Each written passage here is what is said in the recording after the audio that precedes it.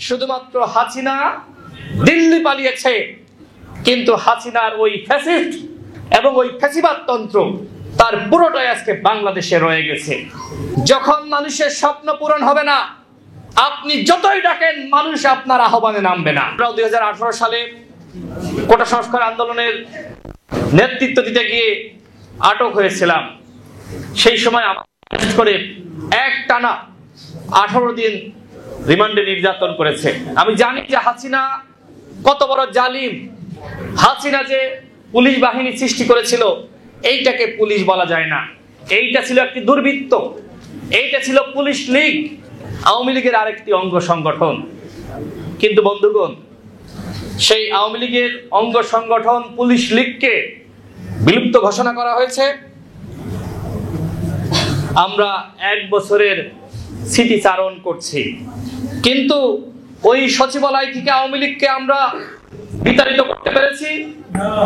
যারা 14 সালের সেই একতরফা নির্বাচন, 18 সালের নিশিরাতের নির্বাচন, 24 সালের দামি নির্বাচন করেছে, সেই সকল ডিসি এসপিদের কোনো শাস্তি হয়েছে না বন্ধুগণ? হয়েছে না।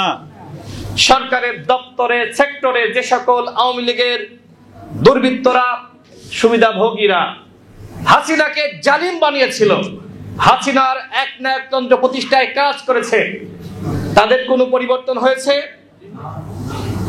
28 অক্টোবর 2023 সালে বিএনপি, জামাত, গণ অধিকার পরিষদ, এবি পার্টির প্রায় 30,000 নেতা কর্মীকে শেখ হাসিনার জালিম পুলিশ বাহিনী গ্রেপ্তার করেছিল, গুম করেছিল, খুন করেছিল।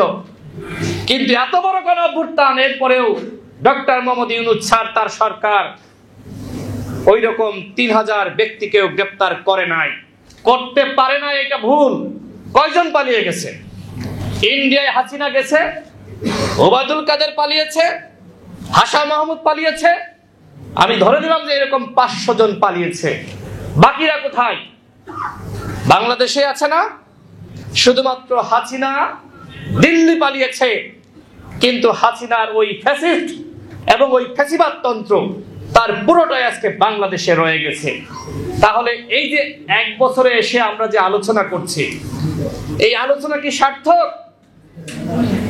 1 বছরে দৃশ্যমান কোন রাষ্ট্র সংস্কার হয়েছে? বন্ধুগণ, রাস্তাঘাটে বের হলে কি মনে হয় রাষ্ট্র সংস্কার হয়েছে? ছিনতাই বন্ধ হয়েছে, চুরি বন্ধ হয়েছে, ডাকাতি বন্ধ হয়েছে, রাহাজারি বন্ধ হয়েছে, চাঁদাবাজি বন্ধ হয়েছে, দৌরাত্ম বন্ধ হয়েছে, দখলদারিত্ব বন্ধ হয়েছে? কোনো কিছুর বন্ধ হয় নাই। তার মানে হাসিনার পরিবর্তন হলো, ডক্টর ইউনূসকে আমরা উপহার পাইলাম, এর বিনিময়ে আসলে কি পাইলাম? কোনো পরিবর্তন পাইলাম না। সামনে সরকারের আর 6 থেকে 7 মাস সময় আছে। যারা 1 বছরে কিচ্ছু করতে পারে নাই, তারা 7 মাসে বিশাল পরিবর্তন করবে, এইটা আপনারা বিশ্বাস করেন? আমরা প্রত্যাশা করেছিলাম, এই যে 2000 মানুষ শহীদ হলো, এই যে 30,000 আহত যোদ্ধা, যাদের অনেকে এখনো পর্যন্ত হাসপাতালের বিছানায় কাতরাচ্ছে। গতকাল আমি প্রাইভেট বিশ্ববিদ্যালয়ের শিক্ষক এবং শিক্ষার্থীদের আয়োজনে একটি প্রোগ্রামে ছিলাম। সেখানে বিএনপির ভারপ্রাপ্ত চেয়ারম্যান জনাব তারেক রহমান, বিএনপির মহাসচিব থেকে শুরু করে অনেকে ছিলেন। আমি সেখানে অনেক পিতামাতার বক্তব্য শুনেছি। সেই অনুষ্ঠানে প্রত্যেকটা মানুষের চোখে জল। একজন মা বলছেন তার সন্তানের লাশকে পুড়িয়ে দেওয়া হয়েছে। একজন বাবা বলছেন যে আমার সন্তান চিকিৎসা পায় নাই, আমার চোখের সামনে আমার সন্তান জীবিত আছে, তাকে আইসিইউতে চিকিৎসা দিতে হবে, আমার টাকা নাই, চিকিৎসা করাতে পারি নাই। আরেকজন বলছে হাসপাতালে গিয়েছি, আমার সন্তানের বুকে গুলি লেগেছে, এই জন্য চিকিৎসা দেওয়া হয় নাই। হাসিনা কত বড় জালিম ছিল! এই গণঅভ্যুত্থানে যারা আহত হয়েছে এদেরকে চিকিৎসা পর্যন্ত করতে দেয়নি। কত কষ্ট, কত রক্ত, কত আর্তনাদ! এর বিনিময়ে যদি এইবার আমরা নতুন বাংলাদেশ গঠন করতে না পারি, তাহলে আর কখনো পারবো? বন্ধুগণ, গণ অভ্যুত্থান সবসময় আসে না। 90 একবার হয়েছে, 71-এ যুদ্ধ হয়েছে, এরপরে 24-এর গণঅভ্যুত্থান। এখন যদি কেউ মনে করে যে আবারও সামনে নেমে আগামীতে যে ক্ষমতায় আসবে তাকে ফেলিয়ে দেব, এত সহজ না। যখন মানুষের স্বপ্ন পূরণ হবে না, আপনি যতই ডাকেন মানুষ আপনার আহ্বানে নামবে না। যে কারণে 90 থেকে 24-এর মাঝখানে কিন্তু ছাত্র জনতা নামে নাই। আমরা রাজনৈতিক দলগুলো আন্দোলন করেছি, সংগ্রাম করেছি, কিন্তু হাসিনার পতন ঘটাইতে পারি নাই, কারণ আমাদের আহ্বানে ছাত্র জনতা, এদেশের সাধারণ মানুষ, সাধারণ শিক্ষার্থী তারা নেমে আসে নাই।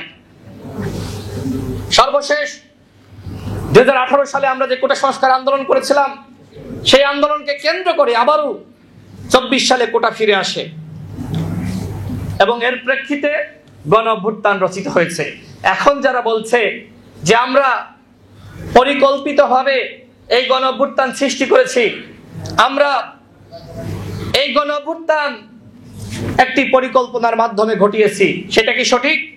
না। 2018 সালের কোটা সংস্কার আন্দোলন না হলে এই বাংলার মাটিতে কখনোই গণঅভ্যুত্থান হতো না।